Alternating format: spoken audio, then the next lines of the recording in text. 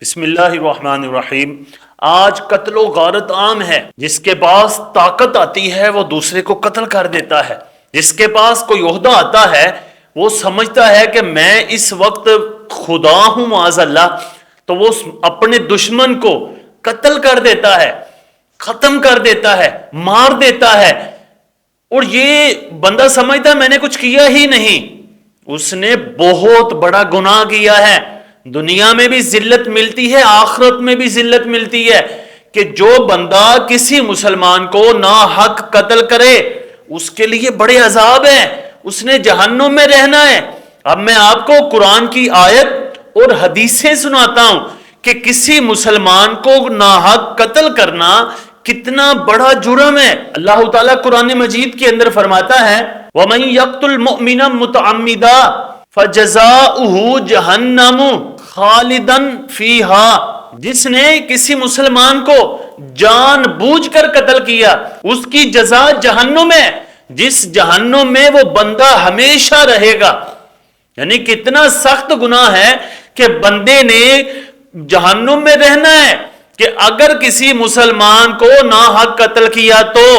اور پھر اللہ تعالیٰ نے فرمایا وَغَضَبَ اللَّهُ عَلَيْهِ، اور اس پر اللہ کا غضب ہے، اللہ کی رحمت نہیں ہے۔ اور پھر فرمایا لعنہ، اور اس پر اللہ کی لعنت ہے۔ جس نے کسی کو ناحق قتل کیا اس پر لعنت ہے، اس پہ رحمت نہیں ہے، وہ رحمت سے دور ہو گیا بندہ جس نے کسی کو ناحق قتل کیا، چاہے وہ کسی عہدے والا بندہ ہو جس نے قتل کیا، چاہے کوئی عام بندہ ہو، جس نے بھی ناحق ناجائز قتل کیا تو سمجھو اس نے ظلم ہی کمایا اور اپنی آخرت برباد کر لی۔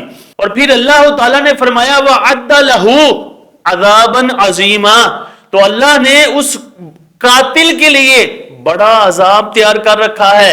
آپ اندازہ لگائیں، عذاب تو ویسے ہی بڑا سخت ہے، اور جس کو اللہ کہے کہ یہ عذاب بڑا سخت ہے تو وہ کتنا سخت ہوگا۔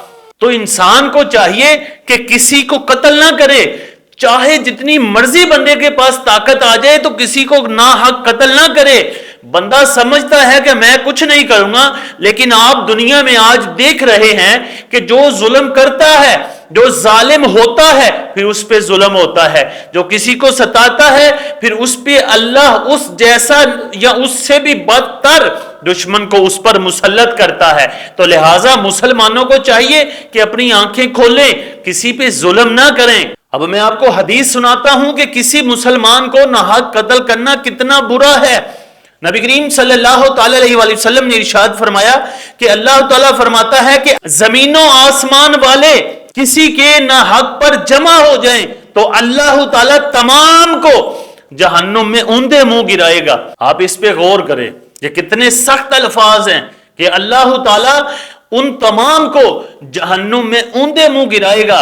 یعنی اگر بالفرض پوری دنیا کسی کے ناحق قتل پر جمع ہو جائیں تو تمام کو اللہ جہنم میں گرا دے گا۔ اللہ کو ناحق قتل بہت ہی غضب دلاتا ہے، جیسا کہ قرآن نے فرمایا وَغَضَبَ عَلَيْهِ، کہ جو قتل کرتا ہے اللہ اس پر غضب کرتا ہے۔ اگلی حدیث سنیں گے تو آپ کے رونگٹے کھڑے ہو جائیں گے کہ نبی علیہ السلام نے فرمایا اللہ کے نزدیک کسی مسلمان کو ناحق قتل کرنا پوری دنیا کی تباہی سے سخت تر ہے۔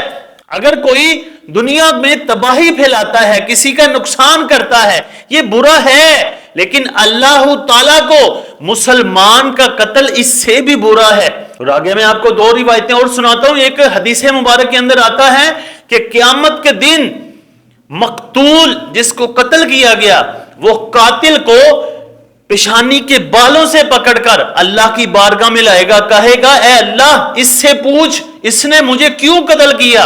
اور ایک روایت کے اندر آتا ہے کہ وہ مقتول اللہ کی بارگاہ میں کہے گا یا اللہ اس نے مجھے قتل کیا، تو وہ آگے سے کہے گا میں نے فلاں حکومت میں قتل کیا۔ یعنی وہ جو قاتل ہوگا وہ حکومت کا نام لے گا، حکومت کو ذمہ دار ٹھہرائے گا کہ اس حکومت نے مجھ سے قتل کروایا۔ عہدے داروں کو چاہیے کہ سوچ سمجھ کر رہیں، کسی کو ناحق قتل نہ کریں، یعنی قتل کر کے اپنے اوپر جرم نہ بڑھائیں، اپنے اوپر گناہ نہ بڑھائیں کہ اگر تمہارے گناہ بڑھیں گے حکمرانوں نے تمہیں چھڑانا نہیں ہے، حکمرانوں نے تو خود بھی ذلیل ہونا ہے، تمہیں بھی ذلیل کریں گے۔